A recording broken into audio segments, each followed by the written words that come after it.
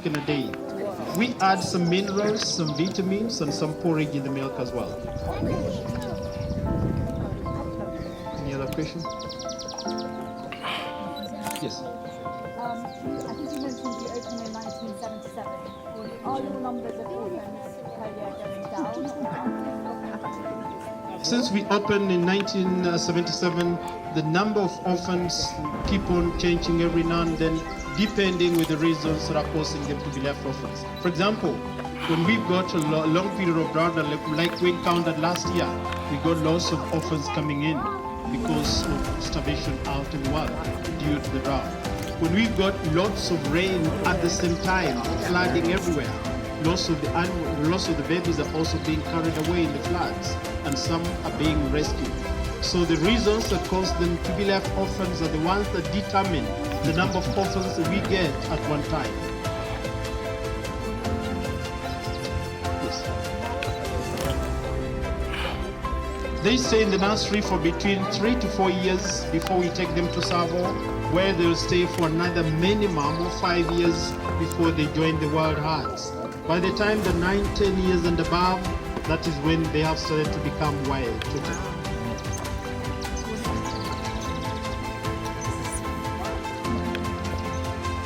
Yes.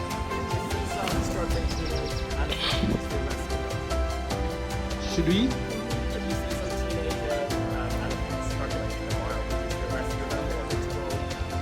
We rescue those that are found when they are still young and cannot survive without milk and protection. If they are old enough and they have health issues, we do have our veterinary units that will go treat them from wherever they are and set them free to continue with their own natural life, but being monitored to see their improvement.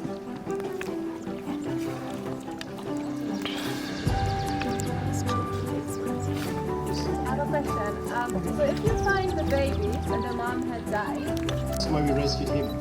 Behind Rafiki is Mukutan, who is 2 years old, walking towards the water trough. Rescued from Laikipia, found in a community in a maize plantation with all the rest of the family members. It is believed that the rest of the herd might have gone into people's farm to feed on the crops. The owners came out to chase them away. During that process, he lost direction from the rest of the family members. Was identified a day later.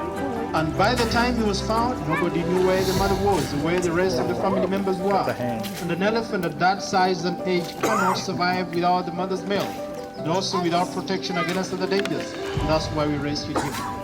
The elephant becoming a bully is known as Tingai.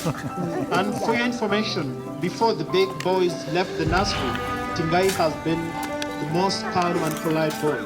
But since the bigger ones left, actually he's trying to prove his dominance and all his characters changed to become a bully. He's approximately 2.5 years old. He was rescued from Samburu. He was found with a spear wound in the back, which is believed to have been caused by human beings, and that's why we rescued him. We are happy to have successfully managed to treat the bull, and right now he's doing right. Next to Tingai at the far end is Mawingu, who is 2 years old. Mawingu was rescued from Laikipia after she had been separated from our family by human beings, and so she's a victim of human water conflict. On my left is Hindani, 3.5 years old. Any time from now, ready to go back into the wild and see the process of being reintroduced, having been rescued from Imendi Forest, which is found in Meru, after she had been separated from her family by human beings. We do have Kinyei at the far end, who is 3.5 years, rescued from the Masai Mara, identified all alone within the park in the Mara, just lying down, while at the age of about a few days old, which is not normal and also not safe. And that is why Kinyei had to be rescued. Right now she's 3.5 years. She's the oldest that we got in the nursery now, and she's ready to go back into the wild any time from now. Next to Kinyei is Bondeni, who is approximately 3.5 years and also ready to go back into the wild, who has been the naughtiest boy around, but as he grows old, the naughtiness character is reducing. So that is why we are happy that when he goes back into the wild, he will have become a good boy already. And then he was rescued from Turo Hills National Park, found in the community neighboring the park. believed to have been separated from his family by human beings. That's why we rescued him. On my right is Kitia, 3 years old. Kitia was rescued from the massive animal, found with a spear wound on the leg, which is believed to have been caused by human beings. Treated by a mobile veterinary unit and set free to continue this all-natural life. But after a few days, identified all alone, having been left behind by the rest of the herd. That was a sign that it was getting weaker. That was a sign that it could have been easily attacked. It could not have survived the war. And that's why we rescued Kitty. We do have Ellery still feeding at the end, 3 years old. Ellery was rescued from Mountain National Park. Ellery was found stuck in a dry rock that blew to the ground. That's why we rescued him. Lastly, in front of me, Rachel's arrival in Nashville. An elephant with the name Sheldrick, who is approximately 3 years old, who is still big and skinny compared to the others, who was rescued from Laikipia in a private farm near Doldo, who is believed to have been separated from his family by human beings, and so she's a victim of human-wildlife conflict, and that's why we rescued her. Human-wildlife conflict in conjunction with starvation due to drought, because you can see how skinny she is, meaning that she had not had enough food for some time. So that's why it was important that she was rescued. That makes a total of 28 elephants that have come before you, all under our care for the past year. And any time between the age of 3 and 4, that is when we take them to Savo East National Park in the Green Forest, where we start to reintroduce them back into the world, a process that will take them a minimum about 5 years before they start to make friends among the local herds, who will adapt them and train them and protect them. And once they join the wild herds, we set them free and let them become wild ones again. Generally, elephants will live as long as we do, and approximately 60 to 70 years is the lifespan. This last one depends on the date of the teeth. An elephant does not 6 sets of teeth, and every set will last for about 10 years. That's why any time between the age of 60 and 70, all the teeth run out, they will die from starvation due to the natural end. Elephants Latin identified with a part of the back which is believed to have been caused by human beings, and that's why we rescued her.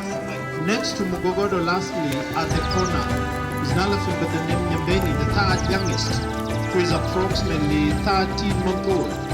Nyambeni was rescued from Imeni Forest, which is found in Meru, identified by some villagers who happened to have been in this forest and came across this tiny baby elephant all alone at the age of about 3 months. So that's why we were conducted to help rescue Nyambeni. She's now approximately 13 months. So that makes the first group of about 14 elephants.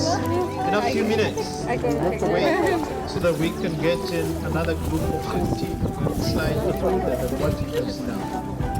Generally, different reasons, of course, all these babies to be left orphans, but human-wildlife conflict is the first major reason that is causing most of them to be left orphans. Human-wildlife conflict is a big problem in our country. And it is a problem because there is always an increase in the population of human beings compared to the space or size of land. And this is causing human beings to always fight for space and water with wild animals, causing conflicts everywhere and every now and then. And that is why the buffer zones along the parks and the conservation areas have been occupied by farmers. And people are doing farming, which makes the animals get attracted to their crops. And that is why the migratory routes of wild animals no longer exist and occupied by human beings. People are doing lots of developments along these areas, farming taking place, constructions of roads and houses, and if the animals want to migrate from one area to the other, in search for greener pasture and water, they're not able to do it. You will encounter the people, the roads, the houses, the crops, owners will want to chase them away. During that process of running up and down, sometimes the mothers might end up being killed and the baby is left alone. Or sometimes the baby and the mother are separated from one another and nobody knows where the other one went. Later on, if the baby is found and nobody knows where the mother is, we have conducted is not to fly out immediately to go and help rescue them from where related in within a year. And that is why it is important that as human beings, we have to commit to make sure that we give them a second chance to survive back into the world. Otherwise, without being identified and being rescued, it means that all that you can see now will have died, which means the population of elephants will be going down every now and then. And in a very, very near future, we will end up having lost all these animals. In addition to taking care of the baby elephants and boys, the Sheldrick Trust has other projects that they handle. For example, we have got mobile veterinary units. These mobile veterinary units will go around the parks looking for naturally injured animals, treating them, and just setting them free from what to do their own natural life. This is not necessarily on elephants and rhinos alone. It is with any other wild animals that have been found out there with any health problems. Once identified, we are connected, and a mobile veterinary unit will either fly or drive to the scene to go and help treat the injured animals and immediately set them free to continue their own natural life after treatment. We also have anti-poaching teams. These teams are mostly based on sound. We go around the parks looking for snares and misname them. The snares are the traps that are set in the parks, especially by the poachers, and sometimes by the community themselves, giving them education on how to coexist and stay together peacefully in every one another. It is important for the communities living in the parks to know what to do, whom to conduct, or how to behave, because they have the animals in the parks, so that there are no conflicts every now and then. The same community work will go out to schools, that are made with the park themselves, through education.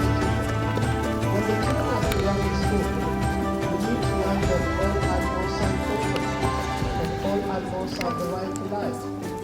These animals should not be killed just because somebody is interested in their animals.